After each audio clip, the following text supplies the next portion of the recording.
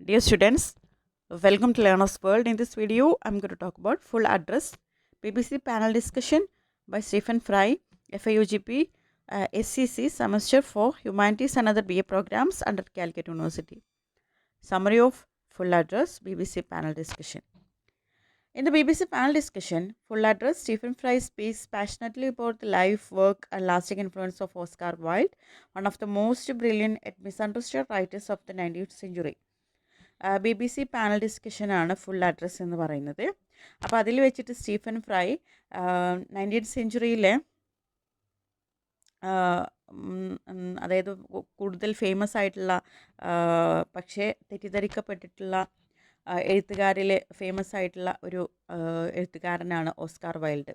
അപ്പോൾ ഓസ്കാർ വൈൽഡിൻ്റെ ജീവിതത്തെയും അദ്ദേഹത്തിൻ്റെ കോൺട്രിബ്യൂഷൻസിനെയും ഒക്കെ കുറിച്ചിട്ടൊരു ആഴത്തിലുള്ള ഒരു വിശകലനം നടത്തുകയാണ് ചെയ്യുന്നത്. Fry, who deeply admires Wilde, present him not only as a great writer but also as a courageous individual who challenged society. അപ്പോൾ സ്റ്റീഫൻ ഫ്രൈ ഈ ഒരു ഡിസ്കഷൻ തുടങ്ങുന്നത് തന്നെ അദ്ദേഹം ഓസ്കാർ വൈൽഡിനെ വളരെയധികം ആരാധിക്കുന്നുണ്ട്. ഒരു വലിയൊരു എഴുത്തുകാരൻ എന്നുള്ളതിലുപരിയായിട്ട് ഒരു കറേജസ് ആയിട്ടുള്ള ധൈര്യശാലിയായിട്ടുള്ള ഒരു വ്യക്തി, സമൂഹത്തെ വെല്ലുവിളിക്കാൻ ഉതകുന്ന തരത്തിൽ ധൈര്യശാലിയായിട്ടുള്ള ഒരു വ്യക്തി എന്നുള്ള നിലയിലാണ് അദ്ദേഹം ഓസ്കാർ വൈൽഡിനെ വളരെയധികം ആരാധിക്കുന്നത്. Stephen Fry begins by praising Wilde's extraordinary intelligence and creativity. Stephen Fry അദ്ദേഹത്തിൻ്റെ ഈ ഒരു ഡിസ്കഷൻ തുടങ്ങുന്നത് തന്നെ ഓസ്കാർ വൈൽഡിൻ്റെ എക്സ്ട്രാ ഓർഡിനറി ഇൻ്റലിജൻസ്, അദ്ദേഹത്തിൻ്റെ അസാധാരണമായിട്ടുള്ള ബുദ്ധി, അതുപോലെ അദ്ദേഹത്തിൻ്റെ സൃഷ്ടി, ക്രിയേറ്റിവിറ്റി, ഇതിനൊക്കെ പ്രശംസിച്ചുകൊണ്ടാണ്. Wilde was a student at Oxford University and became famous for his sharp wit, confident personality and unique style of speaking.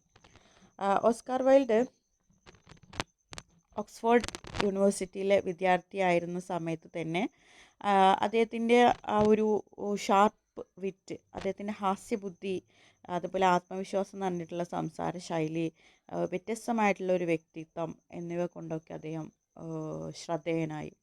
He believed strongly in beauty, pleasure and personal freedom. അദ്ദേഹം സൗന്ദര്യത്തിലും ആനന്ദത്തിലും വ്യക്തി സ്വാതന്ത്ര്യത്തിലൊക്കെ അദ്ദേഹം വളരെയധികം വിശ്വസിച്ചിരുന്നു. Wilde's humor and originality made him popular in both England and America. Oscar വൈൽഡിൻ്റെ ഹാസ്യവും അദ്ദേഹത്തിൻ്റെ സൃഷ്ടിയൊക്കെ ഇംഗ്ലണ്ടിലും അമേരിക്കയിലൊക്കെ വളരെയധികം പോപ്പുലർ ആയിട്ടുണ്ട്.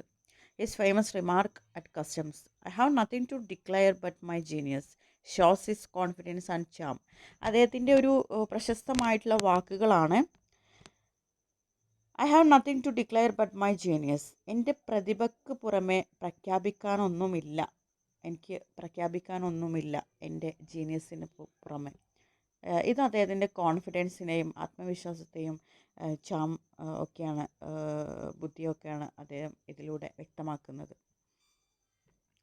However, Fry explains that Wilde's life took a tragic turn because he openly challenged the strict moral values of Victorian society. പക്ഷേ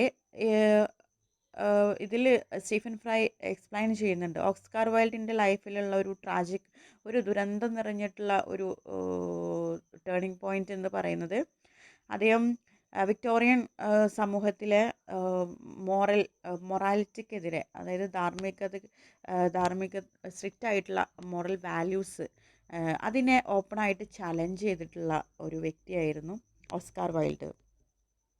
അതാണ് അദ്ദേഹത്തിൻ്റെ ജീവിതം ദുരന്തത്തിലേക്ക് വഴിമാറിയതായിട്ട് ഫ്രൈ വിശദീകരിക്കുന്നുണ്ട്. Wilde believed in being true to oneself, but society was not ready to accept his views on individuality and love. അതായത് Oscar wild അതായത് താൻ വളരെ സത്യസന്ധനായിട്ടിരിക്കാൻ അദ്ദേഹം അതിൽ ബിലീവ് ചെയ്യുന്നുണ്ട്. അതായത്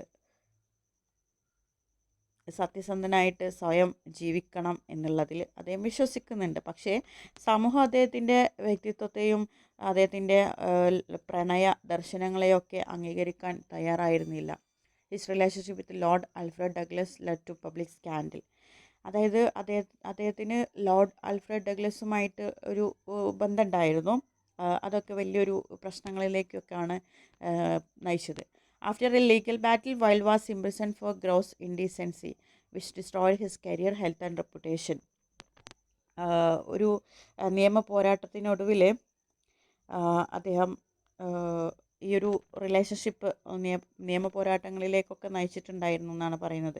അങ്ങനെ ഒരു നിയമ പോരാട്ടത്തിന് ശേഷം